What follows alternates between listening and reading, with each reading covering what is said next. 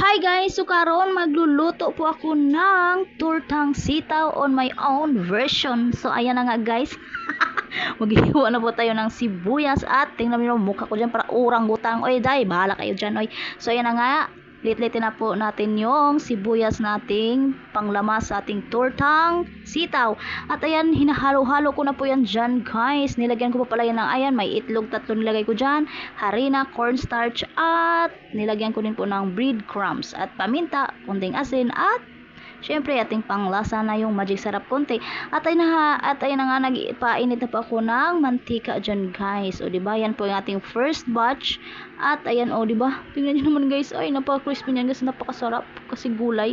At ayan habang nagluluto ako tamang pa-cute lang tayo dyan. Charot lang. So ayan na nga guys no. Tapos na nga po ako dyan lahat. At ina-arrange ko naman para mukhang maganda naman tingnan guys, o diba? So ayan na nga guys, nag-request din sila guys no na mag-ketchup daw sila. Inaubusan na kami ng ketchup. Hindi lumabas muna ako kahit napakainit, char. Ganun ako ka, bait, char.